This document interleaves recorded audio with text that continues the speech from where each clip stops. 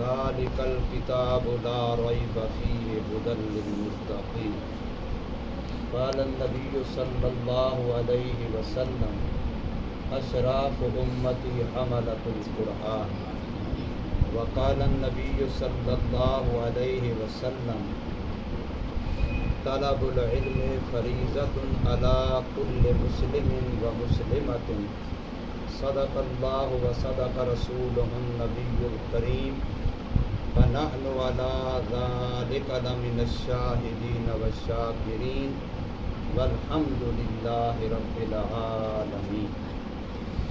اللہ تبارک و تعالیٰ کا بے حد و حساب شکر منت احسان ہے کہ اس ذات پاک نے ہم کمزوروں کو توفیق عطا فرمائی کہ قرآن کی نسبت سے منعقدہ اس محفل مجلس میں آنے کی توفیق دی۔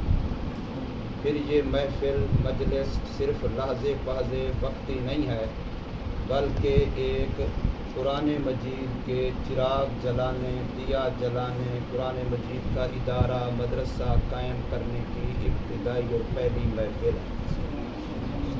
رسول اللہ صلی اللہ علیہ وسلم کا ارشاد یہ ہے کہ جو بندہ بھی کسی بھی نیکی کی ابتدا کرتا ہے، دنیا جب تک رہے اور وہ نیکی جب تک ہوتی رہے گی، سارے کرنے والوں کو جتنا ثواب ملے گا شروع کرنے والے کو سب کے برابر ثواب ملے گا۔ حدیث پاک میں آتا ہے کہ حضور نبی کریم صلی اللہ علیہ وسلم بعثت نبوت رسالت کے بعد موقع بموقع جہاں بھی 2-4 آدمی اکٹھے دیکھتے وہاں دعوت کے لیے تشریف لے جاتے۔ سن 11 نبوی تھا، حج کا موسم اور سیزن تھا، دنیا سے لوگ مکہ مکرمہ آئے ہوئے تھے، مینا کا دن تھا، نامی کا دن تھا، تو حضور صلی اللہ علیہ وسلم تشریف لے گئے ایک خیمے میں، وہاں 6 نوجوان تھے، اس خیمے میں 6 نوجوان موجود تھے۔ آپ صلی اللہ علیہ وسلم نے اللہ کی حمد و ثنا بیان کی، دین اسلام کی خوبیاں بیان کی، دعوت دی۔ سورہ ابراہیم جو 13ویں سپارے میں ہے اس کا کچھ حصہ پڑھ کے سنایا۔ وہ نوجوان قرآن مجید کو سن کر کے آپ دیدہ ہو گئے، ان کی آنکھوں سے آنسو بہنے لگے، حالانکہ ابھی تک وہ مسلمان نہیں ہوئے تھے۔ قرآن مجید کہہ رہا ہے 7ویں سپارے کی پہلی آیت ہے وَإِذَا سَمِعُوا مَا أُنزِلَ إِلَيْكَ، اے محمد کریم صلی اللہ علیہ وسلم، آپ پر اتری ہوئی کتاب کو جب یہ لوگ سنتے ہیں تو ان کا حال یہ ہوتا ہے تَرَىٰ أَعْيُنَهُمْ تَفِيضُ مِنَ الدَّمْعِ، کہ ان کی آنکھوں سے آنسو بہنے لگ جاتے ہیں۔ اب یہ صفت یہاں قید ایمان والوں کی نہیں ہے، اگرچہ حال ایمان والوں کا بیان ہوا ہے لیکن لفظوں میں ایمان کی قید نہیں ہے، مطلقاً ہے، جو بھی قرآن سنتے ہیں قرآن کا اثر ہوتا ہے۔ حضرت عمر رضی اللہ تعالی عنہ حضور صلی اللہ علیہ وسلم کے قتل کے ارادے سے گھر سے مسلح ہو کے نکلے اور راستے میں اپنی بہنوئی سے قرآن سنا ہے۔ مسلمان تو اس کے بعد ہوئے، قرآن سنا ہے تو کایا اتنا پلٹی ہے کہ پہلے جس کو دنیا سے مٹانے جا رہے تھے اب اسی جسم سے اسی تلوار سے اس کو بچانے کے لیے کھڑے تھے۔ سورہ طٰہٰ کی چند آیات پڑھی، ان سے صرف اتنا بتلانا مقصود ہے کہ اگر انسان کا قلب اتنا گناہوں سے زنگ آلود نہ ہو چکا ہو، کالا اور سخت نہ ہو چکا ہو، تو قرآن کا اثر بہرحال ہوتا ہے، چاہے وہ نان مسلم بھی ہو تب بھی قرآن کا اثر ہوتا ہے۔ مولانا زاہد الراشدی سے ہمارے ملک پاکستان کے بہت بڑے عالم ہیں، انہوں نے ایک دن باقاعدہ فنگر بتلائے کہ فلاں سن سے لے کے فلاں سن تک پوری دنیا میں اتنے لاکھ بندے مسلمان ہوئے، جو نئے مسلمان ہوئے، اتنے لاکھ بندے مسلمان ہوئے۔ ان کا انٹرویو کیا گیا کہ تو مسلمان کیوں ہوا، تو کیوں ہوا، تو کیوں ہوا، تو کیوں ہوا؟ تو 80% لوگ صرف قرآن سن کر کے مسلمان۔ اس سے پتہ کیا چلا کہ ہدایت سے محروم وہ ہے بیچارہ جو قرآن سے محروم ہے۔ جو قرآن کے قریب آ جائے پھر ہدایت سے محروم نہیں رہ سکتا۔ نان مسلم بھی ہو، وہ قرآن سننے لگ جائے تو دیکھ لینا وہ محروم نہیں رہے گا۔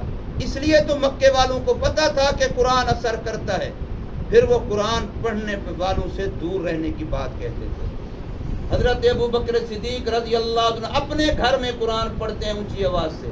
اس پر ان کو اعتراض تھا کہ جا کے سرکار مدنی صلی اللہ علیہ وسلم سے فرمایا کہ ان پر پابندی لگائی جائے، یہ اونچی آواز میں نہ پڑھیں، بہر نہ پڑھیں، ورنہ ہمارے لوگوں پر اثر ہوتا ہے۔ ان کو پتا تھا آج ہم مسلمان یا تو اتنا اپنے دلوں کو زنگ آلود کر چکے ہیں کہ قرآن کا اثر نہیں ہوتا، ٹس سے مس نہیں ہوتے، یا پھر یہ ہے کہ قرآن کے قریب جیسے جانا چاہیے تھا، جو قرآن کے آداب ہیں، قرآن سے چاہت عقیدت محبت ہے، اس انداز سے قرآن کے پاس جاتے نہیں ہیں۔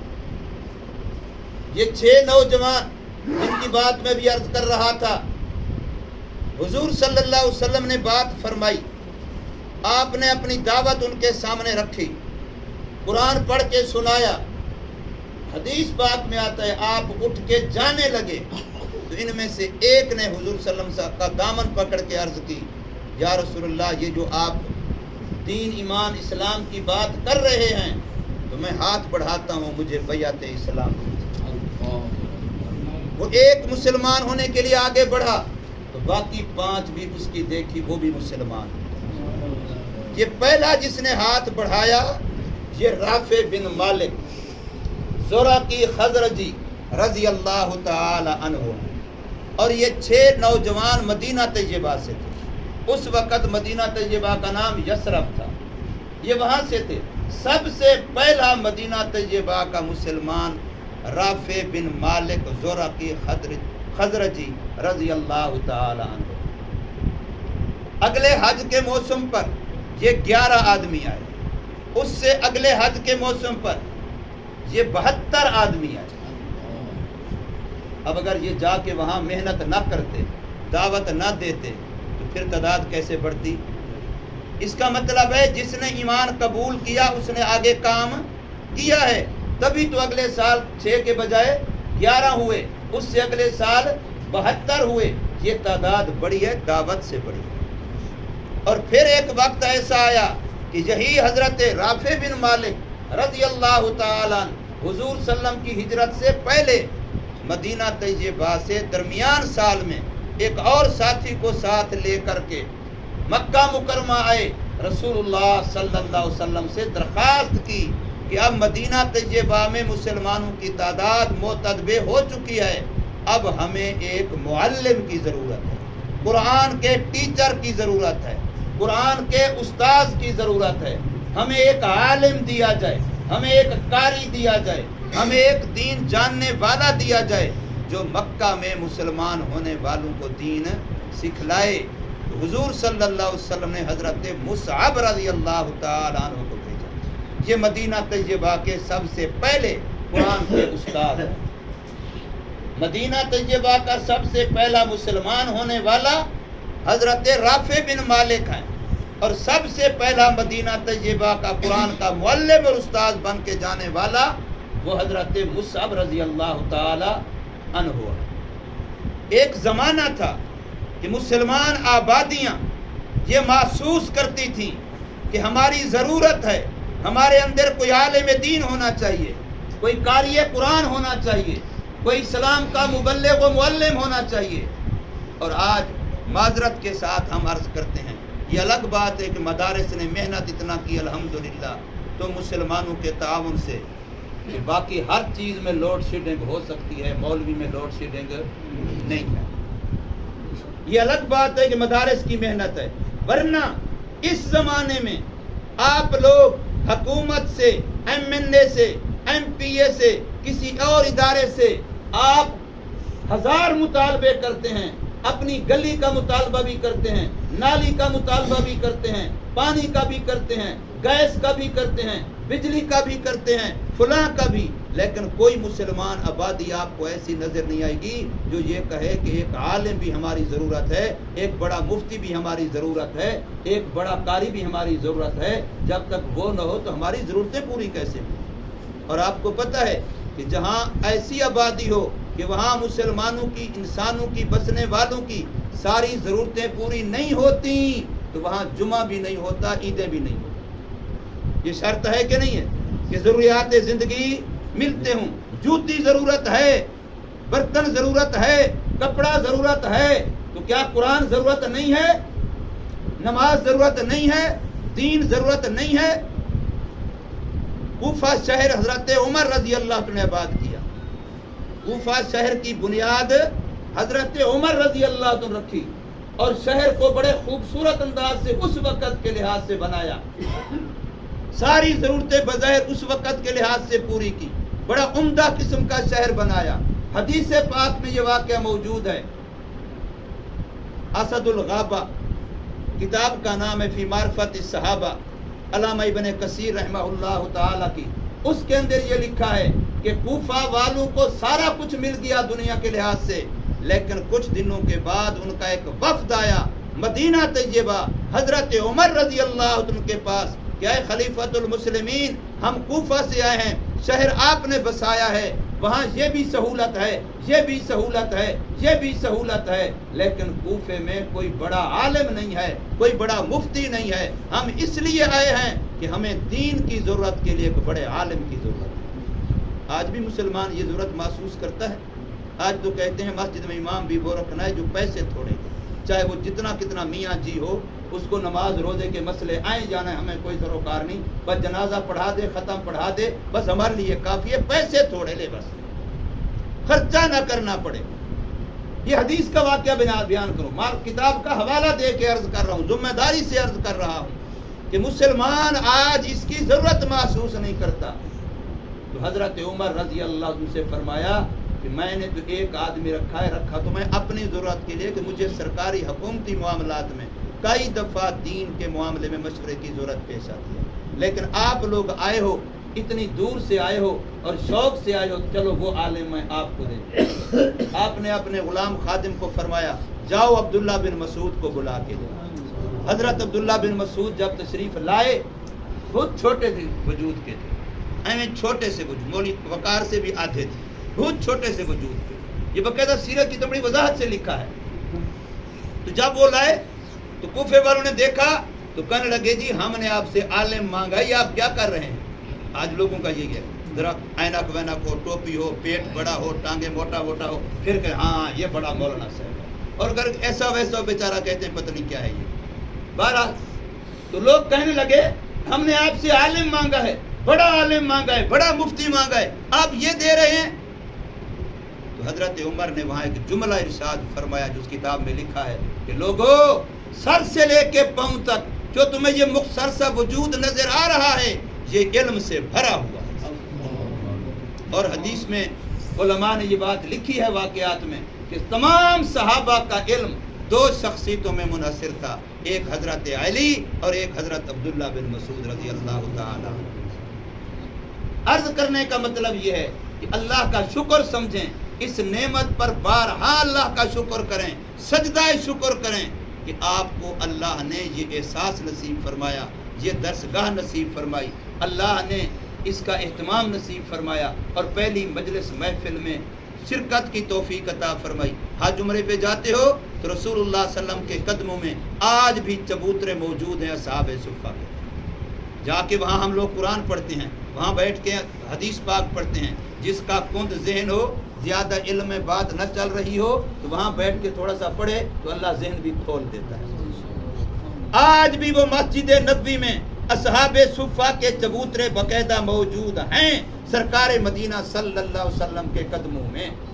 تو وہ مدرسہ ہے جو سب سے پہلے محمد کریم صلی اللہ علیہ وسلم نے جاری فرمایا، اور آج دنیا میں جتنے مدارس ہیں وہ اسی کی شاخیں ہیں، وہ اسی کے نمونے ہیں۔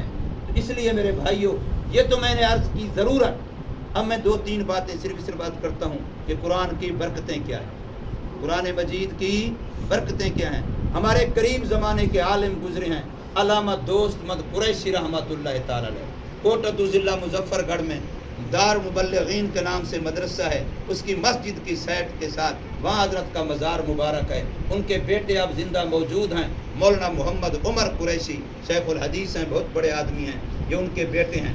علامہ دوست مد قریشی رحمہ اللہ تعالی نے اپنا ذاتی واقعہ لکھا ہے کہ پاکستان بننے سے پہلے میں کوٹدو سے چلا، جہاں آج انڈیا ہے، وہاں ڈافیل ایک شہر ہے، وہاں پڑھنے کے لیے پہنچا۔ جب وہاں مدرسے پہنچا، استاد سے بات کی، انہوں نے کہا تعلیمی داخلہ ملے گا۔ تعلیمی داخلہ ہم مدرسوں میں یہ کہتے ہیں کہ کلاسوں میں بیٹھنے دیں گے لیکن رہائش اور روٹی مدرسہ نہیں دے گا۔ تعلیمی داخلے کا یہ معنی ہوتا ہے کہ آپ علم حاصل کر سکیں گے لیکن رہائش کا انتظام اپنا کرنا ہوگا، روٹی کا انتظام اپنا کرنا ہوگا۔ تو حضرت نے فرمایا تعلیمی داخلہ ملا۔ اب میں مسافر تھا، بچہ تھا، کہاں کوٹدو کہاں ڈافیر، میرا وہاں کوئی شناسا نہیں ہے، بہت پریشان ہوں کہ آخر روٹی تو کھانی ہے، رہائش تو کرنی ہے، سبق تو استاد پڑھا دے گا، یہ ضرورتیں کیسے پوری ہوں گی؟ عصر کے بعد کا وقت ہے، گلی کے ساتھ دیوار کے ساتھ وہاں میں بیٹھا پریشان ہوں۔ ایک بڑھیا گزری، مجھے دیکھ کے کہنے لگی بیٹا نئے لگتے ہو، مسافر لگتے ہو، انجانے لگتے ہو، پریشان کیوں ہو، کیا مسئلہ ہے؟ تو میں نے پہلے تو ان کو ٹالا کہ امی آپ جائیں، آپ کا کام ہمارا کام، آپ کا کیا ہمارے سے میرے سے۔ لیکن جب انہوں نے اصرار کیا تو میں نے بتایا تو وہ کہنے لگی میں غریب سی عورت ہوں، لوگوں کے گھروں میں کام کرتی ہوں، مجھے 2 روٹیاں صبح 2 شام ملتی ہیں، ایک تجھے دیا کروں گی، ایک خود کھایا کروں گی، پڑھنا شروع کر دے۔ میں خوش ہو گیا، پڑھنا شروع کر دیا۔ اس وقت یہ طالب علم تھے، پھر علامہ بنے، مفسر بنے، محدث بنے، مبلغ بنے، مناظر بنے، بہت بڑے آدمی بنے۔ اپنے زمانے میں پورے پاکستان کے تنظیم اہل السنت کے صدر تھے، بہت بڑے آدمی تھے۔ تو فرماتے ہیں اللہ نے مجھے حج عمرے کی سعادت دی، تو میں مسجد نبوی میں سویا ہوا تھا، مجھے خواب میں وہی بڑھیا نظر آئی، تو میں نے فوراً پوچھا امی جان سنائیں کیا ہوا؟ تو کہنے لگی بیٹا روٹی کام آ گئی۔ اس نے جملہ کیا بولا؟ بیٹا روٹی کام آ گئی۔ یہ نہیں بولا وہ روٹی کام آئی جو خود کھائی تھی، یہ نہیں بولا وہ روٹی کام آئی تھی جو بچوں کو کھلائی تھی، یہ نہیں بولا وہ روٹی کام آئی جو اپنے گھر استعمال کی تھی، وہ روٹی کام آئی جو قرآن والے کو کھلائی تھی۔ بیٹا روٹی کام آ گئی۔ علامہ ابن جریر طبری رحمہ اللہ تعالی مشہور محدث ہیں، آج سے 1100 سال سے زیادہ عرصہ پہلے کا ان کا زمانہ بنتا ہے، سن 400 ہجری کے ہیں۔ ان کی تفسیر کی کتاب ہے، کئی جلدوں میں ہے، عربی زبان میں ہے۔ اس کی پہلی جلد کے شروع میں فضیلت علم پر مقدمہ لکھا ہے، اس میں اپنا ذاتی واقعہ لکھا ہے کہ ہم 3 بچے تھے۔ آج سے تصور کر لیجئے 1150 سال پہلے، 1150 سال پہلے ہم 4 بچے تھے، قرآن پڑھنے کے لیے قاری صاحب کے پاس پڑھتے تھے۔ اس وقت پڑھنے کا نظام یہی تھا، کھانا پینا خرچہ اپنا ہوتا تھا۔ آج کل کی طرح مدرسوں میں جیسے اللہ پاک نے نعمتیں دی ہیں یہ نہیں ہوتی، استاد صرف پڑھاتا تھا۔ ہم پڑھ رہے تھے، سفر خرچ ختم ہو گیا، ہم مجبور ہو گئے کہ سفر خرچ نہیں ہے تو ظاہر ہے اس کے بغیر رہنا مشکل۔ استاد سے چھٹی مانگی، سامان سفر باندھا، مدرسے مسجد سے باہر نکلے گھر جانے کے لیے، لیکن گھر بہت دور تھا، پیدل کے سفر تھے، اونٹ گھوڑے کے سفر تھے، اگر کوئی دریا ندی آ گئی تو کشتی کا معاملہ تھا، یہ سہولتیں تو نہیں تھی جو آج ہیں۔ سامان سفر باندھا، باہر نکلے، دکاندار تھا جس سے ہم سودا سلف لیا کرتے تھے، اس نے دیکھا تو ہم سے پوچھا تمہاری پڑھائی مکمل ہو گئی؟ ہم نے کہا پڑھائی مکمل نہیں ہوئی، یہ عذر پیش آ گیا، سفر خرچ ختم ہو گیا۔ تو وہ کہنے لگا پیسے میں دیتا ہوں تم پڑھنا شروع کر دو، اتنا دور جاؤ گے پھر آؤ گے، حفظ بھول جاتا ہے، اتنا چھٹیاں حافظ بچے کے لیے اچھی نہیں ہیں، اس لیے میں آپ کو پیسے دیتا ہوں، آپ پڑھنا شروع کر دو۔ ہم نے انکار کر دیا، اور انکار اس لیے کیا کہ وہ بندہ مسلمان نہیں تھا، وہ دکاندار مسلمان نہیں تھا، اس لیے ہم نے انکار کیا۔ لیکن وہ ہمارے استاد کے پاس چلا گیا، قاری صاحب ہم سنتے تھے مولوی ضدی ہوتے ہیں، اب تو دیکھ لیا مولوی حقی ضدی ہوتے ہیں، یہ پکی بات ہے، میں کہہ رہا ہوں ہم ضدی ہوتے ہیں، ہم اسلام دین پر اڑ جاتے ہیں، جان تو دے دیتے ہیں پر سودے بازی نہیں کرتے، مولوی ضدی ہوتے ہیں، اور اسی ضد پر ہمیں فخر بھی ہے الحمدللہ، ہم کسی باطل سے کمپرومائز نہیں کرتے الحمدللہ۔ تو بہرحال ان بچوں نے انکار کر دیا. قاری صاحب کے پاس پہنچ گیا دکاندار. قاری صاحب نے کہا مسئلہ میں نے بتایا ہے کہ دین اسلام کے لیے کسی نان مسلم کا احسان سر پہ نہیں لینا. تم جب مسئلہ میں نے بتایا میں کیسے ان کو کہوں پیسے لے لو.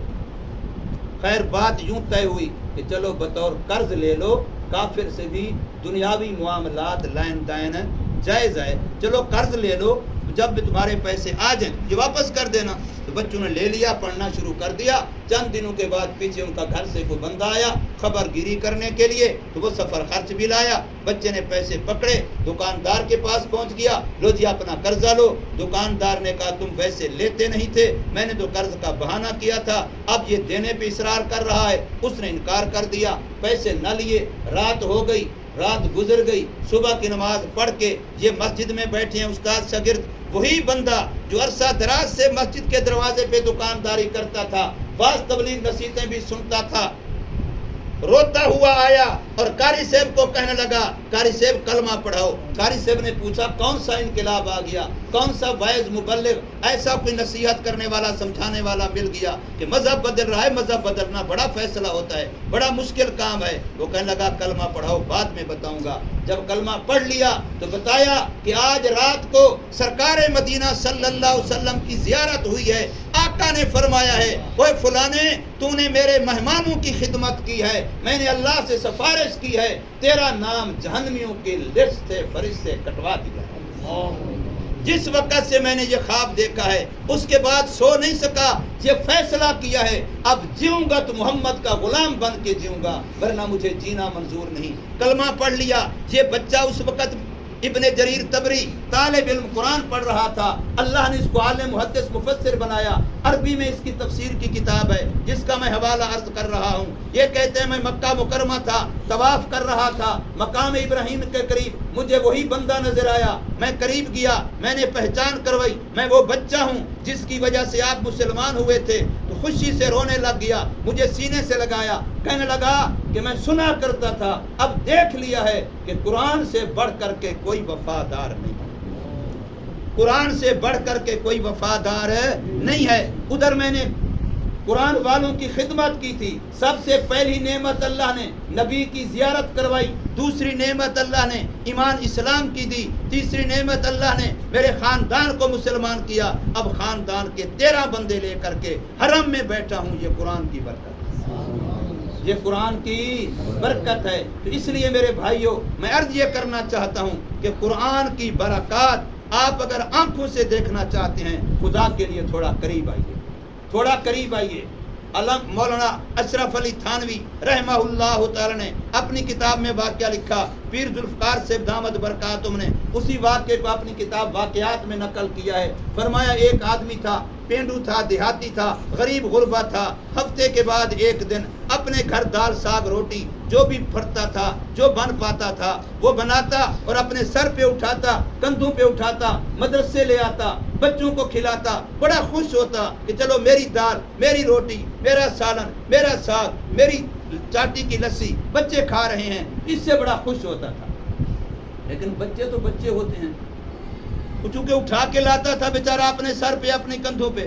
تو بچوں نے دیکھنا دور سے وہ روٹی والا آ رہا ہے, تو کسی بچے نے کہہ دیا وہ ہمارا بیل ہمارا سامان اٹھا کے لا رہا ہے. بچے بچے ہیں, بچوں کو کیا. اس وقت لوگ بیلوں پہ سامان لادا کرتے تھے, بعد میں بیل گاڑیاں آ گئی, بعد میں فلاں بیلوں کو بالکل چھوڑ دیا, لیکن پہلے لوگ بیلوں کے اوپر باقاعدہ سامان لاتے تھے. تو کہنا بچوں نے کہا وہ ہمارا بیل آ رہا ہے, وہ دیکھو ہمارا سامان اٹھا کے لا رہا ہے. تو اس نے بھی سن لیا, تو ظاہر انسان ہے, اس کو غصہ لگا. اچھا مولویوں کو کھلائیں بھی صحیح اور بیل بھی بنے, آج کے بعد ان کو نہیں دوں گا.